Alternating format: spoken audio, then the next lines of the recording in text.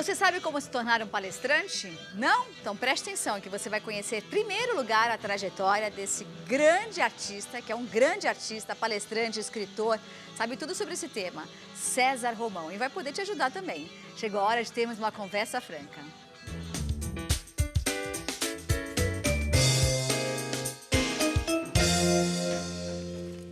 Seja bem-vindo, César Romão, tudo bom? Prazer é meu estar aqui no seu programa, você que faz parte da minha família. É verdade. Quanto tempo a gente se conhece, Posso né? te chamar de sobrinha, porque considero seu pai um irmão.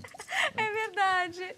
E vocês, que casal lindo, hein? Sua esposa está cada vez mais jovem. Vocês dois estão excelentes, parabéns, viu? Acho que é o amor, viu? É o amor, tenha certeza disso. É verdade. César, como começou a sua carreira? Antes da gente falar como se tornar um palestrante, primeiro você vai descobrir quem está do meu lado para você saber o que ele vai falar. Eu quero saber tudo sobre sua vida. Como começou a sua carreira?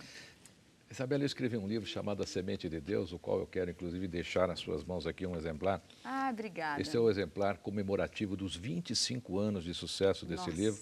Ele está em 51 países hoje.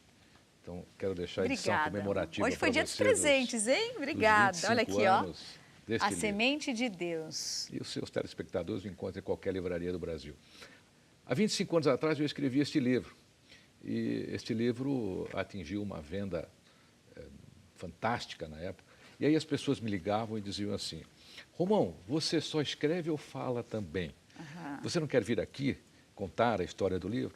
Então, a minha carreira de palestrante, ela começou ao inverso, ela começou por causa de um livro. Que geralmente é o contrário, é Geralmente isso? é o contrário. Ah, primeiro faz palestra para depois escrever o livro da palestra. Exatamente. Entendi. Então, nessa trajetória, ao longo dessa trajetória, muitas pessoas falavam assim: Romão, eu quero fazer isso, como é que eu faço? Eu quero fazer isso, como é que eu faço?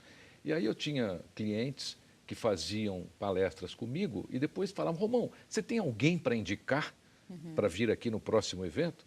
Foi então que eu criei, há 18 anos, o treinamento para a formação de palestrantes. Treinamento para a formação de palestrantes. E esse treinamento, ao longo desses 18 anos, já treinou e já colocou no palco muitos dos palestrantes que hoje são referência aqui no Brasil. Consagrados também, além de você, né?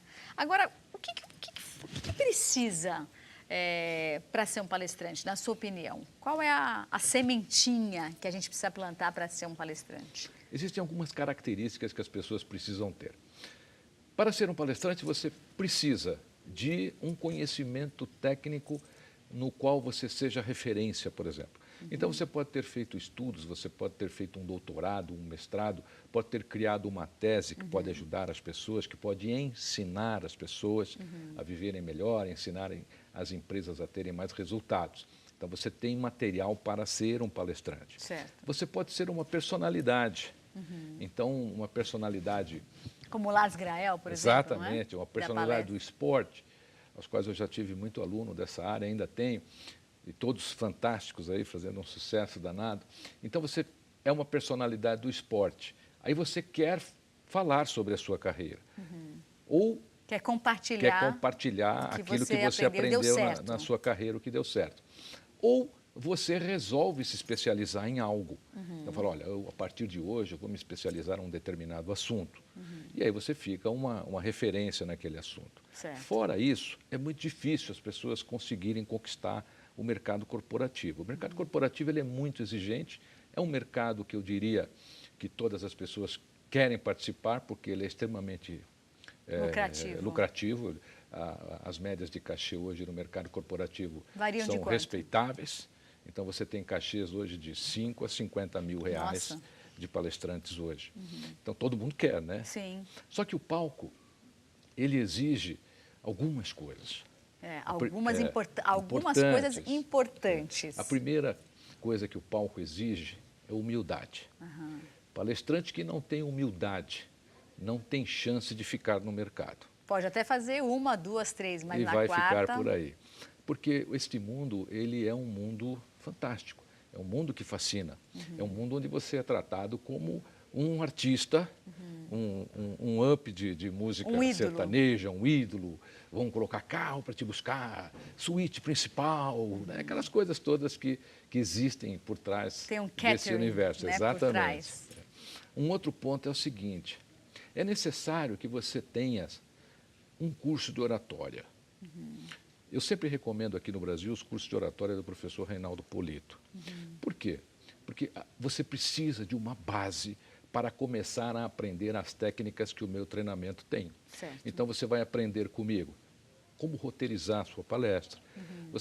Eu vou tirar de você as principais informações. Você vai aprender arte cênica, você vai aprender sobre palco, sobre mercado. Gesticular. Tudo isso, né? Esse você aprende na oratória. Ah, na oratória. Na oratória, lá com o professor Reinaldo Polito. Eu vou ensinar as pessoas a interpretarem os seus textos. Quer dizer, é praticamente um curso de teatro. Sim, tem com lá certeza. dentro. Como conquistar o mercado, como se vender no mercado, como lançar a sua imagem, porque tem um Fazer detalhe... seu marketing pessoal também. Exatamente. Porque às vezes a pessoa acerta tudo, aí erra na imagem, e aí não decola a carreira. Que é um dos pontos principais também, né? Tudo soma, Isabel. É um conjunto.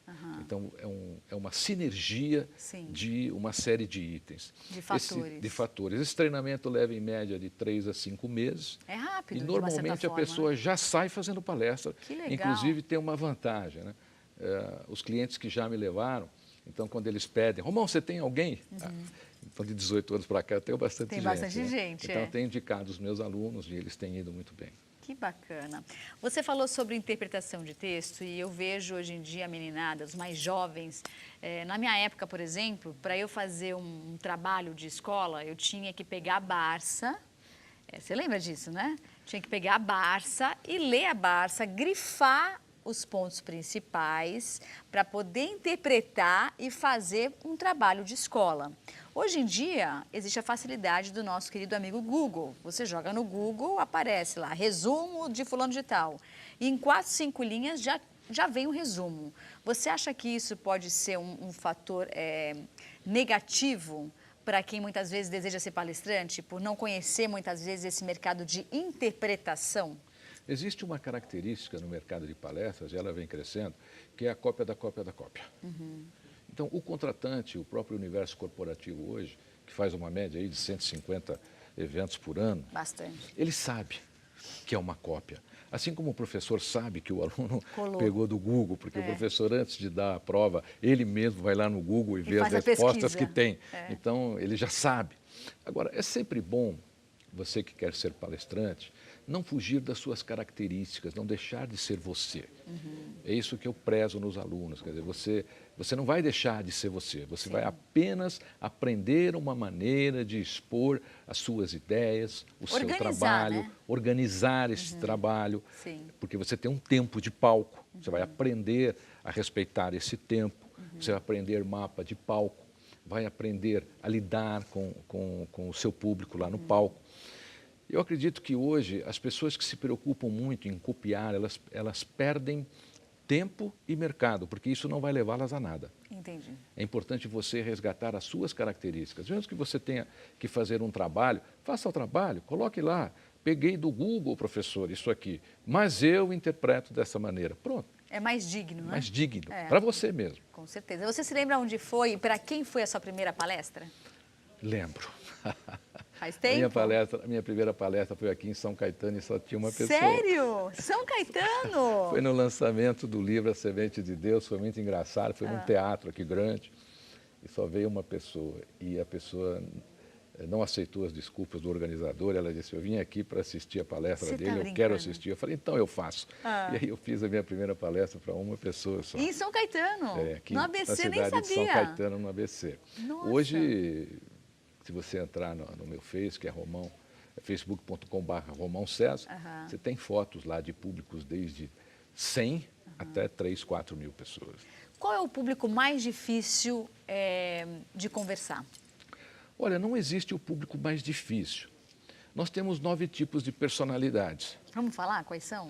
Dá para falar? Algumas delas, 3 pelo menos. Você tem as pessoas que são desconfiadas. As 9 personalidades, elas foram estudadas pelo Enneagrama. Já isso é muito antigo, tem mais de 5.000 anos do Enneagrama. Então, só tem 9 tipos de personalidade. Se você conhecer os 9 tipos de personalidade, você sabe lidar com todas as pessoas do planeta. Ou seja, você não vai ter problema com o público. Exatamente, porque isso eu ensino no treinamento. Você identificar qual é a média de personalidade daquele público. O tipo de pessoa que você vai falar, é isso? Por exemplo, você vai para Minas Gerais. Adoro os mineiros, tenho muitos leitores lá em Minas. E o né? pãozinho de queijo, você gosta também? Adoro, vou lá na Dona Lucinha, lá, a Thaís adora a Dona Lucinha. Demais. Então você vai para Minas, você vai falar para mineiro. Mineiro, ele fica olhando para você como se estivesse desconfiado. Mineiro é desconfiado. Mas ele está mesmo. É isso que você tem que entender. É. Então você tem que conquistar a confiança do mineiro. Para você falar para mineiro, você tem que ter um trabalho inicial de 5 minutos para conquistar a confiança dele. Entendi. Você tem pessoas que demonstram um super interesse na palestra. Então você tem que mostrar para essas pessoas que estão interessadas nos primeiros minutos que elas vão receber coisas preciosas. Se você não fizer isso nos primeiros minutos, você perde aquele público. Então é muito fácil você identificar. Eu, inclusive, junto com os meus alunos, eu sempre estudo os 9 tipos de personalidade. Às vezes você encontra algumas pessoas que são ego 12, 15, Ixi, né? Mas elas são muito poucas. Ainda bem, né? Senão ia ficar difícil, né? É complicado. Você falou sobre a Thaís e eu vejo sempre você muito unido com ela. Como é que funciona o trabalho em casal? Por exemplo, a gente está falando de palestra, mas hoje em dia está muito na moda as pessoas procurarem palestras para se manter em relacionamento. Até mesmo empresas, eu já vi palestrantes falarem sobre aprenda a se relacionar em equipe, né? Como é que funciona o trabalho de marido e mulher nesse sentido? A Thaís te ajuda nisso? Olha, a Thaís é parte da minha carreira. Eu devo muito da minha carreira a ela. Ela é uma esposa maravilhosa, temos uma família maravilhosa. A Thaís foi fonte de inspiração de alguns dos meus livros. Qual, você lembra? Tenho livros que são dedicados a ela. A Conduta Mágica foi dedicada a ela. Tudo Vai Dar Certo foi dedicado a ela. Que legal. Na Conduta Mágica, inclusive, eu a chamo de estrelinha, né? Então, fala, você, minha estrelinha, Thaís. Então, ela sempre tem uma participação muito grande. Com certeza. Isso é importante, sabe por quê? Porque se você for falar de relacionamento, você não pode ter casado 7 vezes. Se você for falar de trabalho em equipe, você tem que ter tido uma experiência com trabalho em equipe. Claro. Muita gente fala assim, Romão, você faz coach? Não, eu não faço coach. Eu faço mentoring. Por quê? Qual é a diferença? Qual a diferença? A diferença é grande. Por exemplo, Nunca tinha ouvido falar de mentoring, que é o mentor, né? O mentor. O coach, você pode estudar para ser coach. Você não precisa ter vivenciado a experiência. Entendi. O mentor não. O mentor é aquela pessoa que deu certo numa determinada área e você vai aprender com ela.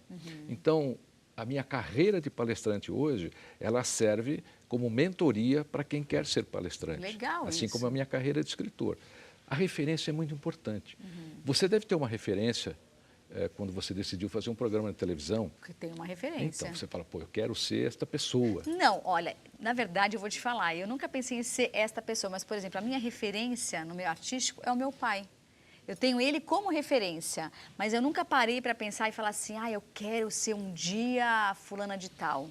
Mas a minha referência de artista é o meu pai e o meu marido também. Você tem 2 referências maravilhosas. Tudo na vida, se você usar, eu chamo isso de lei da referência. Então, tudo que você for fazer na vida, você tem que usar a lei da referência. Sim. Por exemplo, menina, você vai no cabeleireiro. Quer saber se ele vai fazer um bom trabalho no seu cabelo? Olha o cabelo da mulher dele. É verdade. Se Ou você, próprio, né? Se o dela, olha o dela. né? Porque normalmente, às vezes, o homem... Então, essa coisa da referência, ela funciona muito. Uma vez eu tenho uma amiga, ela falou assim para mim, Romão, lembrei tanto de você, me entrei no salão de beleza, olhei, a mulher dele estava lá, eu fui olhar o cabelo dela. Foi embora. Eu falei, mas eu fiquei, eu gosto dele. Quando terminou, eu estava igual a ela. Está brincando? A lei da Legal referência isso. é assim, se você quer aprender a escrever um livro, converse com alguém que já escreveu. Com certeza. Se você quiser aprender a fazer palestra, converse com quem já fez muita palestra. Sim, que tem e tem experiência. tem experiência para te ensinar. O que vale na mentoria é justamente isso, é a experiência. Muito legal isso. A gente tem fotos, queria colocar para vocês, do César Romão atuando como palestrante, como ele disse.